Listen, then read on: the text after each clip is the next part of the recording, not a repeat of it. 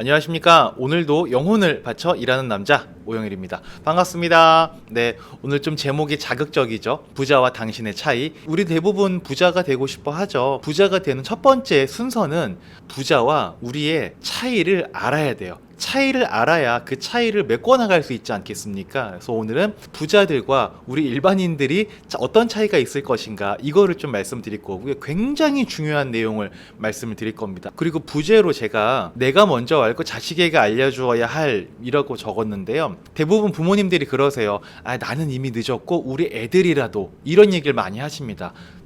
안 됩니다. 네, 그 마음조차 아이들은 닮을 거예요. 그러니까 부모님이 조그맣게나마 먼저 무언가 공부하고 행해보시고 나서 그걸 토대로 아이들에게 돋보기처럼 크게 보여주셔야지, 엄마랑 아빠는 안 했지만 너는 달리 했으면 좋겠어, 이거 아이들에게 크게 각인되지 않습니다. 그러니 오늘 드리는 말씀을 들으시고 여러분께서 조금 더 먼저 행해보십사 하는 마음을 담아서 이야기를 드려보도록 하겠습니다. 저를 모르시는 분들이 있으실 테니까, 저는 행복재무상담센터를 운영하고 있는 사람이고요. 그리고 저는 직업 특성상 이 부자와 관련된 책을 굉장히 많이 봤습니다. 그리고 이 모든 책에 공통점이 있었어요. 그리고 저는 책에서 봤던 이 내용을 직업 특성상 운이 좋게도 정말 부자분들을 엄청 많이 만나 뵀거든요. 근데 이 책에 나와 있는 그 공통점과 실제 부자들은 이게 일맥상통하더라고요. 그 얘기를 좀 해드리려고 하는 겁니다. 일단 부자가 뭔지를 우리 좀 정의를 할 필요성이 있을 것 같아요. 여러분이 느끼기에는 부자 그러면 어떤 사람이 좀 떠오르세요? 마음의 부자 이런 거는 오늘은 얘기하지 말자고요. 오늘은 철저하게 이 돈의 논리로 부자에 대해서 한번 분석을 한번 해보자고요. 사실 부자는 이거 아닙니까? 돈 많은 사람이 부자잖아요. 돈 걱정 안 하는 사람, 이게 바로 부자인 거죠. 네, 이걸 우리는 부러워하는 경우들이 되게 많이 있죠. 돈 많은 게 왜 좋아요? 내가 결정할 수 있는 것들이 많아지잖아요. 네, 쫓기는 삶이 아니라 즐기는 삶으로 갈 수 있기 때문에 우리는 돈 많은 사람을 부러워하는 거고, 우리도 돈이 많았으면 좋겠다라고 생각을 하는 거죠. 그러면 부자는 뭘 했길래 돈이 많나? 이게 가장 핵심 포인트거든요. 오늘 저는 이게 너무너무나 궁금했어요. 답을 찾기 위해서 부자분들을 만나 뵀을 때 엄청 많이 여쭤봤습니다. 근데 이것 또한 부자분들마다 하시는 말씀이 조금씩은 다르세요. 네, 뭐 어떤 분들은 직장생활 열심히 하면서 집을 샀는데 집값이 많이 올랐고 이러신 분도 계시고, 어떤 분들은 뭐 꾸준히 이렇게 저축하다가 이제 주식 투자를 잘했다, 뭐 이런 분도 계시고, 뭐 사례는 굉장히 많습니다. 근데 이분들 또한 마찬가지로 핵심 포인트가 있어요. 우리 학생 때 내가 공부를 잘하고 싶은데 공부 못하면 어떻게 해요? 누구한테 가장 물어봐요? 공부 제일 잘하는 친구한테 물어보지 않습니까? 마찬가지로 부자를 보고 부자가 되는 방법을 배워보자라는 얘기입니다. 부자와 빈자의 차이, 극명한 딱 한 가지 차이는 뭐냐면 바로 생산수단입니다. 부자들은 생산수단이 있고요. 부자가 아닌 사람은 생산수단이 없고 생산수단이라는 개념도 모르고 생산수단을 소유할 생각조차 못합니다. 네, 그럼 생산수단이 뭐냐? 내가 어떤 생산수단을 소유하고 있으면 그 안에서 생산물이라는 게 나오는 거죠. 우리 곁에 있는 가장 흔한 생산수단이 바로 자동 판매기죠. 이름부터가 자동 판매기야. 자판기. 뭘 안 한다는 거죠. 그냥 알아서 판다는 거죠. 네, 자판기 딱 보면 어떻습니까? 자판기에 세워놓고 전기코드 꽂고 음료수 채워놓고 그냥 자판기 주인은 가죠. 그러면 사람들이 알아서 동전 넣고 지폐 넣고 음료수를 뽑아서 가는 거죠. 그러면 자판기 주인은 이틀이나 3일 있다가 와가지고 그냥 돈만 긁어가고 음료수 채워놓고, 요겁니다. 딱히 이 사람이 슈퍼 아저씨처럼 음료수를 파는 걸 하지 않아도 자동 판매기가 알아서 팔아주는 거죠. 이게 바로 생산수단인 겁니다. 저는 대학교 때 어떤 친구가 자판기를 했었어요. 충격적이었습니다. 우리는 자판기에서 콜라를 뽑아서 먹는 것만 했지 자판기로 돈 벌 생각은 한 번도 못 해봤거든요. 근데 그 친구는 대학교 때부터 좀 깨어있던 거죠. 생각해보면 그 친구 아버지가 사업하시는 분이었거든요. 그랬더니 이 친구는 어릴 때부터 이런 얘기를 들었었나 봐요. 그래서 상가 주인이랑 쇼당이라고 하죠. 쇼당이랑 이제 자판기를 놓을 테니까 이게 팔리는 거에 일부를 당신에게 쉐어할 테니까 자판기 좀 놓게 달라. 뭐 지금은 그게 법으로 되는지 안 되는지 모르겠는데 제가 대학생 때는 그렇게 했었습니다. 네. 그러니까 이 돈 낼 때마다 그 돈이 누구한테 가요? 제 친구한테 가는 거예요. 너무나 신기했죠. 이 친구 저랑 같이 PC방도 가고 축구도 하고 가끔 같이 독서실 가서 공부도 하고 맨날 같이 다니는데 저는 돈을 쓰기만 하고 이 친구 돈을 벌어요. 무슨 차이예요? 생산 수단이 있냐 없냐, 바로 그 차이입니다. 여러분들 맥도날드, 뭐 버거킹 이런 데 좀 종종 가시죠? 가시면 맥도날드 그 점주 사장님이 거기서 뭐 계산해 주거나 햄버거 만드는 거 보신 적 있습니까? 없으실 겁니다. 네. 맥도날드라는 생산 수단을 소유하고 있으신 분은 그냥 다른 데 가서 다른 일을 보고 있습니다. 네. 그러면 그 안에 이제 아르바이트생이나 직원이라는 생산원들이 그 생산 수단 안에서 햄버거도 만들고 계산도 하고 청소도 하는 거죠. 네. 그렇게 해서 생산 수단 소유자분은 본인께서 특별하게 근로를 제공하거나 노동을 하지 않아도 네, 돈을 벌어 가시는 거죠. 이게 생산 수단입니다. 대표적인 생산수단 이런 게 있죠. 여러분 서장훈 하면 어떤 게 떠오르십니까? 건물주, 네, 유명인이란 타이틀을 가지고 사람들에게 많이 알려져 있는 분이죠. 서장훈이 건물주지 않습니까? 근데 신기한 거죠. 서장훈은 건물 관리를 안 해요. 밑에 보시면 요 사진에 요 건물 관리인이 따로 있으십니다. 이 생산원이신 거죠. 서장훈은 건물이라는 생산수단을 소유함으로 인해서 연예계 활동을 재미있게 합니다. 다른 활동들을 해요. 근데 건물이라는 생산수단에서 나오는 대부분의 소득은 건물 관리인이 가져갑니까? 서장훈이 가져갑니까? 서장훈 씨가 가져가는 거죠. 왜? 생산수단, 건물을 소유하고 있는 사람이기 때문에. 그리고 경비 아저씨, 관리인 아저씨는 건물이라는 생산수단에 고용되어 있는 사람이기 때문에 돈을 적게 가져가는 거죠. 네, 이게 바로 생산수단입니다. 그리고 이런 생산수단은 비단 오늘만의 얘기가 아니고요. 과거에도 그랬습니다. 소장농, 지주 이런 얘기 많이 하죠. 이제 빨간색 동그라미에 이제 들어가 있으신 분은 이제 뭐 대감마님이신 거죠. 곤방대 담배 딱 피고 아무것도 안 합니다. 돌쇠야, 마당새야 이렇게 부르시면서 이제 심부름 시키고 이런 거 하는 거죠. 지주, 토지주는 땅을 가지고 있죠. 그 땅이 바로 생산수단이었던 거죠. 과거에는 그게 생산수단이었죠. 그 생산수단을 소장농에게 빌려주는 거죠. 그럼 그 땅에서 열심히 농작물을 재배하는 건 누가 하는 거예요? 소장농이 하는 거죠. 그럼 거기서 나온 농작물의 대부분을 누가 가져가요? 지주가 가져가는 거죠. 네. 소장농이 일을 열심히 하지만 본인이 소유하지 못했기 때문에 자기는 조금만 가져가고 대부분을 지주에게 주게 됩니다. 이게 바로 생산수단이라는 거죠. 아까 보여드렸던 거, 자판기, 맥도날드, 건물, 땅, 소장농 뭐 이런 거 공통점이 여러분 뭔지 아시겠습니까? 내가 소유하고 있음으로 인해서 거기에서 수익이 들어올 수 있다라는 거죠. 그리고 내가 소유한 그 무언가 생산수단 안에는 생산원이라는 사람이 들어가 있습니다. 네. 이런 것도 있죠. 요즘에는 또 기업 하시는 분들, 회사 하시는 분들도 생산수단이죠. 그러면 아까 말이랑 좀 다르죠. 아니 아까는 생산수단 소유한 사람들은 그 속에서 별로 일을 안 하지 않느냐라고 했잖아요. 근데 요즘에 우리 사장님들은 이런 얘기 많이 하죠. 사장님은, 리더는 누구보다 열심히 일하잖아요 라는 반문을 하실 수 있지 않습니까? 근데 중요한 건 뭐냐면 사장님은 종류가 두 종류가 있습니다. 네, 월급쟁이 사장님이 있으시고요. 그리고 소유자가 있습니다. 월급쟁이 사장은 그냥 조금 돈 많이 받는 생산원에 불과합니다. 네, 진짜 부자는 회사를 소유하고 있는 사람이에요. 네, 제 친구 아버지도 이제 중소기업을 하고 있는데 거기도 매출이 한 40억 정도 나오는 중소기업을 하시는 분이 있으세요. 근데 그분은 회사에서 아무것도 안 합니다. 맨날 이렇게 캠핑카 타고 다니시면서 이렇게 놀러 다니세요. 그리고 그 회사에는 월급쟁이 사장님이 계세요. 누가 더 부자예요? 그 월급쟁이 사장이 부자예요? 이 회사 소유하신 분이 부자예요? 제 친구 아버지가 부자입니까? 네, 회사 소유한 사람이 부자인 거죠. 네, 이런 겁니다. 그 내가 무언가 가지고 있으면 그로 인해서 이제 소득이 들어오는, 그게 바로 생산수단이다라고 보실 수가 있을 것 같아요. 생산수단이 어떤 건지 좀 정리가 되셨을까요? 자, 이제 다시 한번 좀 정리를 하자면 생산수단이라는 걸 가지고 있으면 생산수단 안에는 항상 생산원들이 들어가 있습니다. 그리고 이 생산수단에서는 생산원들이 열심히 일을 해서 자본주의 사회에서 생산물은 돈인 거죠. 네, 농경사회에서의 생산물은 농작물이었던 거고 자본주의는 돈인 거죠. 이 생산수단에서 돈이 나오게 되면 그 돈의 대부분을 생산수단을 소유한 사람이 가져가게 됩니다. 네, 이 안에 있는 생산원들은 작은 돈, 그걸 또한 여러 명이서 나누어서 가져가게 됩니다. 딱 이 구조 때문에 부자는 계속 더 부자가 되고요. 가난한 사람은, 일반 소시민들은 그 쳇바퀴를 벗어나는 게 그렇게 어려운 겁니다.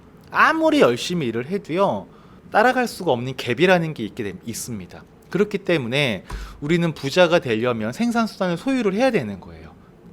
여러분은 지금 다시 바꿔 생각을 해보죠. 여러분은 생산수단을 소유하셨습니까?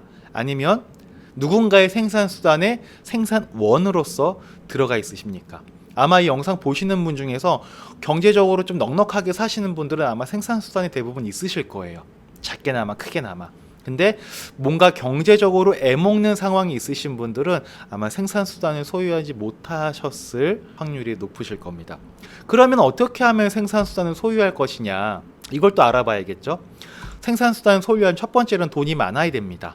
무조건 돈이 많아야 된다가 아니라 돈이 있으면 생산수단을 소유할 수 있습니다. 아까 보여드렸던 뭐 맥도날드, 네, 뭐 커피빈, 뭐 이런 프랜차이즈들 있죠. 네, 이런 거 그냥 돈 주고 사는 거죠. 내가 돈 주고 사면 본사에서 직원 파견 다 해줘가지고 알아서 굴러가죠. 여러분 스타벅스나 이런 프랜차이즈 갔을 때 아까 말씀드린 것처럼 거기 사장님이 커피 타주거나 햄버거 만들어주거나 없습니다. 그리고 저 지인도 지금 최근에 투썸플레이스를 차렸어요. 투썸플레이스를 차리는데 7억이 들었습니다. 좀 큰데 차리셨는데 거기에서 이제 투썸플레이스의 40%를 떼줍니다. 그럼 보통 매출이 요즘에 평균 좀 잘 나는 것 같아요. 한 7천 정도가 매출이 나는데 거기서 40%를 본사를 떼줘요. 그럼 74, 28, 2,800 떼주면은 4,200이 남나요? 4,200에서 직원들이 인건비 주죠. 인건비 주고 월세 나갑니다. 그럼 보통 그분께 남는 게 또 이제 몇천만 원이 남는 거죠. 근데 이분은 커피 아무것도 몰라요. 뭐 포스기 다루는 것도 할 줄 모르십니다. 이제는 하시지 알겠죠. 정산할 때 가서 확인해야 되니까 이제는 알겠죠. 모르셨어요. 근데 돈이 있으니까 그냥 투썸플레이스에 계약을 해가지고 다 해준 겁니다. 이렇게 돈이 있으면 그냥 생산수단을 구매할 수가 있어요.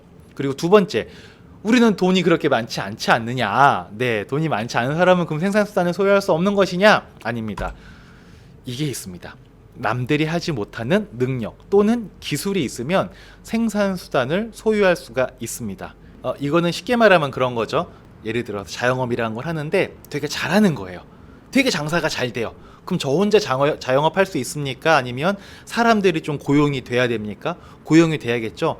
고용이 많이 되다 보면은 관리자도 뽑아야겠죠. 관리자 있으면 내가 굳이 들어가 있지 않아도 관리자가 관리할 수 있는 시스템만 잘 구축이 되어 있으면 생산수단이 소유가 되는 거죠.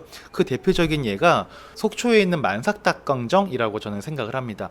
여기 속초 중앙시장 가시면요, 여러분, 닭강정이 되게 집이 많아요. 저는 처음 갔을 때 만석닭강정이 유명하다던데 한번 가보고 싶은데 어디지 찾는데 너무 많으니까 못 찾는 거예요. 그러다가 한 번에 딱 찾게끔 된 게 뭐냐면 진짜 무슨 연예인 팬사인회 하듯이 시장에서 줄이 쫙 길게 서 있는 집이 있는 거예요. 그래서 저 집 뭐지 한번 가볼까 갔더니 거기가 만석닭강정이더라고요. 그러면 그 중앙시장에 있는 닭강정집이 그렇게 많은데 왜 이 만석닭강정만 그렇게 사람들이 많고 줄이 많을까? 뭔가 다른 닭강정집이랑 뭐가 다르겠죠. 남들이 닭강정에서 할 수 없는 무언가를 이곳의 사장님은 하신 거겠죠. 그 작은 차이 때문에 매출이 일어나는 거겠죠. 그리고 여기도 가보시면 아시겠지만 다 직원들이 합니다. 사장님 안 계십니다. 이것 또한 이제 남들이 하지 못하는 능력이 있으시다 보니까 시스템에 갖춰져 나가는 거죠. 들리는 얘기를 들은 건데 이게 식어도 맛이 좀 비린내가 안 난다 그러더라고요. 그러니까 속초 가서 드셔보셨던 분들이 맛이 있으니까 배달시켜서 서울에서, 대전에서, 부산에서도 배달시켜서 드시기에 나쁘지 않은 거예요. 그러다 보니까 찾는 사람들이 많아졌다. 뭐 그렇게 해서 잘 됐다라는 얘기들이 있으시더라고요. 그래서 뭐 이게 맞는 건지 틀린 건지 모르겠지만 뭐 그런 차이가 있다고 합니다. 그러니까 다른 닭강정집이랑 비슷한데 남달랐던 게 있었겠죠. 그러면 이제 이렇게 일반 닭강정 시장에 있는 그냥 조그만 자영업으로 시작했던 것도 이제 규모를 갖추는 생산수단이 될 수가 있다라는 거죠. 그러면 또 이거 한번 생각해 볼까요? 우리 생산원. 네, 생산원은 그러면 아무나 될 것이냐? 그 직원이 되는 거죠. 직원 되려면 일단은 시간이 있어야 됩니다. 근데 어떤 시간입니까? 남의 생산수단에 들어가서 일할 수 있는 시간이 있어야 되는 거죠. 그래서 우리 한 군데의 생산원으로만 일을 하면 내가 원하는 만큼 소득이 안 되니까 두 군데의 생산원으로 활동을 하는 거죠. 이게 퇴근하고 나서 뭐 대리운전을 하시거나 다른 아르바이트를 하시는 거죠. 그래서 투잡을 뛰시는 거죠. 두 군데 생산수단에 내가 들어가는 거죠. 두 군데 생산수단 들어가면서 나는 뭘 포기한 거예요? 나의 시간을 포기한 거죠. 그래서 시간이 있어야 남의 생산수단에 들어가서 근로를 제공하고 돈을 벌 수 있다라는 거고요. 두 번째는 쓸모 있는 능력 또는 기술이 있어야 됩니다. 이건 어떤 능력과 기술이냐면 생산수단을 소유한 사람이 보기에 쓸모 있는 능력이나 기술이 있어야 돼요. 시간만 있다고 아무나 채용을 하진 않지 않습니까? 나는 쓸모 있는 능력이나 기술이 있어요라고 보여주는 게 뭐예요? 자기소개서랑 면접 스펙 이런 거지 않습니까? 이 스펙에 따라서 우리는 연봉이 3천, 4천, 5천 이렇게 나뉘게 되는 거죠. 근데 여기서 재밌는 거, 우리 일반 소시민들이 보기에는 3천 버시는 분은 4천 버시는 분이 되게 부럽고 5천 버시는 분은 4천 버시는 분보다 약간은 우쭐한 게 있죠. 왜? 타는 차가 다르고 좀 이런 게 있으니까. 근데 생산수단을 소유하신 분이 보기에는 좀 속된 표현으로 고놈이에요. 근데 그 인생이 별 차이가 없습니다. 네, 우리가 포인트를 가져야 될 거는 생산원으로 들어가서 경쟁력을 갖추는 것 또한 물론 가치 있고 중요한 일입니다. 근데 부자가 되는 일은 아니라는 거예요. 제가 열심히 직장 생활하시고 열심히 자기 개발하시는 걸 무시하는 게 절대 아닙니다.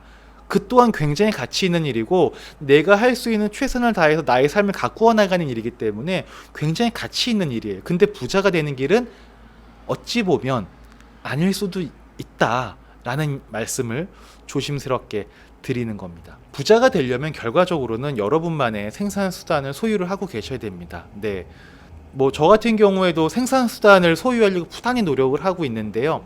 뭐 제가 갖고 있는 생산수단이 몇 가지가 있는데 한 가지만 예를 들어서 예전에 인터넷 학원에서 강의했던 거, 지금도 인터넷으로 누군가는 결제해서 그걸 보고 있죠.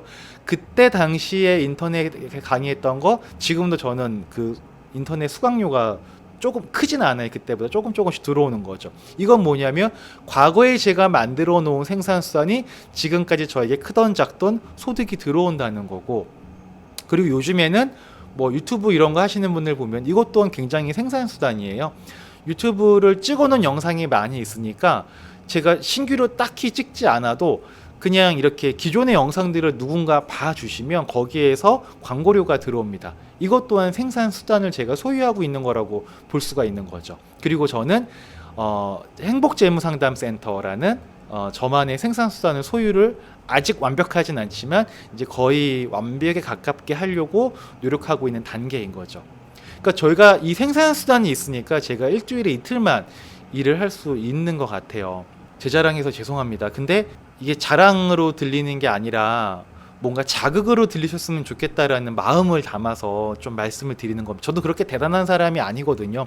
그냥 부자분들을 뵀을 때 부자분들이 이런 생산수단이 있구나라는 걸 느끼고 그걸 만들기 위해서 내가 할 수 있는 생산수단을 소유하는 거는 뭐가 있을까, 그걸 열심히 따라다니면서 지금 저같이 아무것도 없었던 그런 사람도 하고 있다라는 말씀을 좀 드리는 거고요.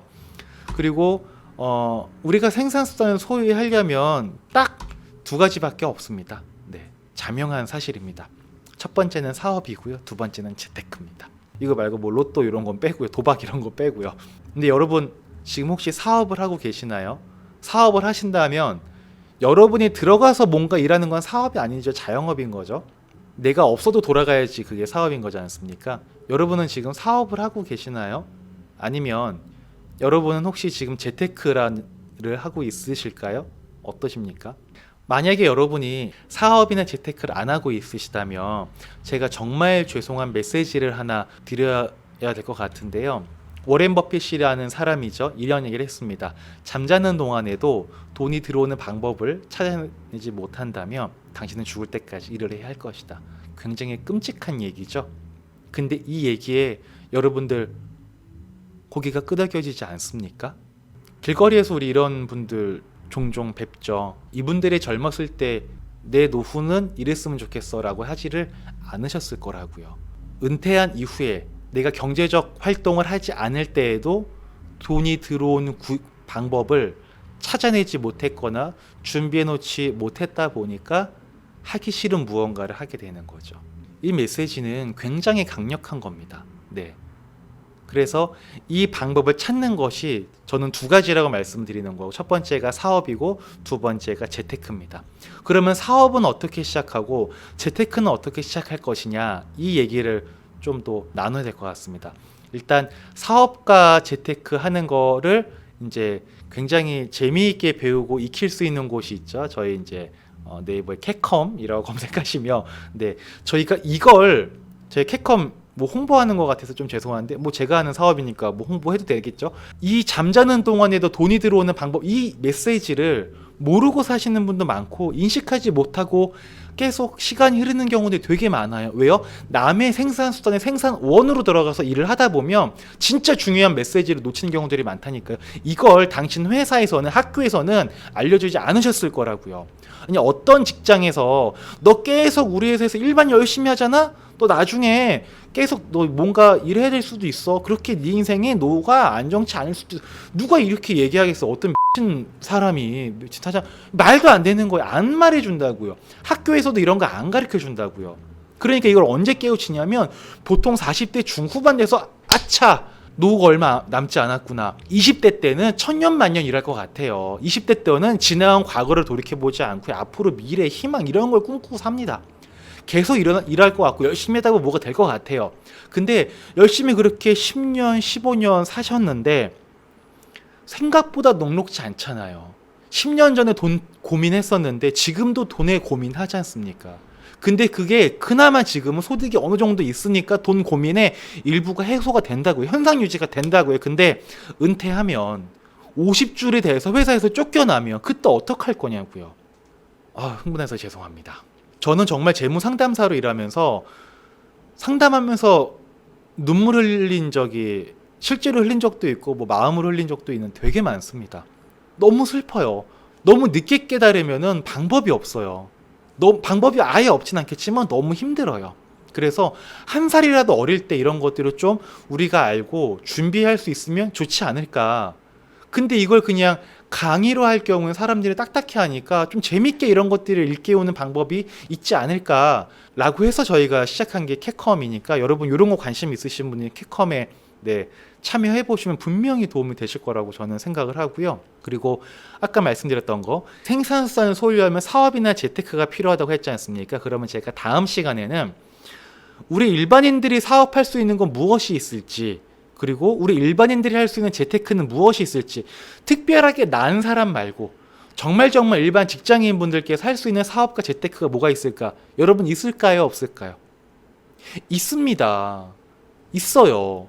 하는 사람들이 되게 많다니까요. 몰라서 그렇지. 여러분 주변에 안 계실 수도 있겠죠. 그러니까 모르시는 거예요.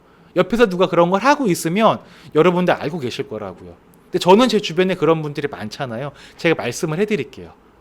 다음번 시간에 제가 일반인이 할 수 있는 사업, 일반인이 할 수 있는 재테크, 이 두 가지를 가지고 나의 생산성 소유하는 방법, 실사례 이런 거 제가 다음번 시간 때 이어서 말씀을 드리도록 하겠습니다. 마지막에 제가 흥분을 해가지고 너무나 중요한 메시지 같아요. 저거는 흥분을 아니할 수가 없습니다. 이야기 드릴 때 제가 조금은 건방지게 자랑 같은 자랑도 했고 약간은 이제 팩트 폭행 비슷한 말씀도 드렸는데 이거는 여러분을 불편하게 하려고 하는 의지는 전혀 없습니다. 다만 여러분은 좀 뭔가 각인되고 기억에 남게끔 도와드리고 싶어서 조금 더 강력하게 이야기하느라 그런 거니까 좀 귀엽게 봐주셨으면 좋겠습니다. 여러분이 잠자는 동안에도 돈이 들어올 수 있는 방법을 찾을 수 있으시도록 같이 이야기 나누고 같이 컨텐츠 준비해서 소통하는 그런 사람이 되도록 하겠습니다. 오늘은 이 정도로 정리하도록 하겠습니다. 자, 이상 2022년 1월 2일까지 일하지 않아도 월 3천만 원의 소득이 나오는 시스템을 만드는 사람 오영일이었습니다.